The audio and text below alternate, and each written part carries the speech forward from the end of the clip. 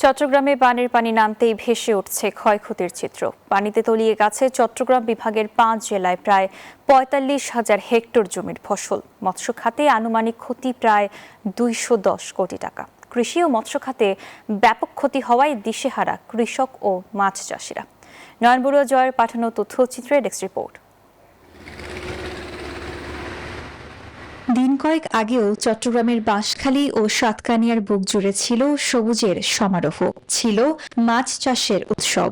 লাউ, শসা, মরিচ, বেগুন, বরবটি আর টমেটোতে ভরা ক্ষেতগুলো ছিল কৃষকের স্বপ্নের প্রতিচ্ছবি। কিন্তু টানা বর্ষণ আর পাহাড়ি ঢলের বন্যায় সেই স্বপ্ন এখন কাদা মাটির নিচে চাপা পড়ে গেছে।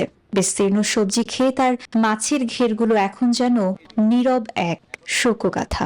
পুকুরে প্রজেক্ট মাছের চাষাবাস করেছে, তাদের অনেক লক্ষ লক্ষ কোটি কোটি টাকা ক্ষতি হয়েছে এবং পোলট্রি ফার্মে অনেক ক্ষতি হয়েছে। ছোট মুরগি তো অনেককে ছড়াতে পারতেছে না, তাড়াতাড়ি মুরগিটা এক জায়গা ছড়া ফেলেছে, এদিকে মুরগিটা চলে গেছে। যেদিকে চোখ যায় শুধু খাঁ খাঁ মাঠ আর বন্যার রেখে যাওয়া ধ্বংসস্তূপ।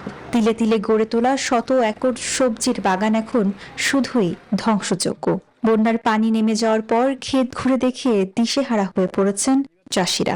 Bashundhara public school and college 2026 শিক্ষাবর্ষে ভর্তি চলছে। চরম অভাব অনটনে এখন সরকারি সহায়তার দিকেই তাকিয়ে আছেন তারা। মশালাপালি জায়গার হাটে এই সুইচ গেটটা বন্ধ ছিল, যার কারণ পুরো গ্রামটা তলিয়ে গেছিল। বড় ইন্ডাস্ট্রিয়াল ট্রলার যেগুলো ছিল ওগুলো তো সমুদ্রে যেতে পারেনি, তো মৎস্য প্রক্রিয়া এই 8-10 দিন টোটালি বন্ধ ছিল।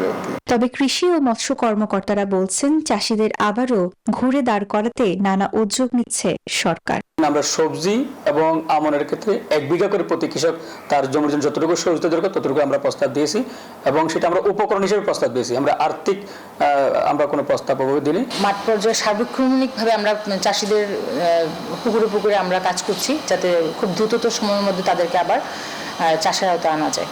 তবে বন্যায় আমন ধানের বীজতলা ভেসে যাওয়া এবং পুকুরের পানি দূষিত হয়ে পড়ায় চাষিদের পক্ষে আবারও ঘুরে দাঁড়ানো এতটা সহজ হবে না বলে মনে করছেন কৃষি ও মৎস্য গবেষকরা। Desk report, news 24।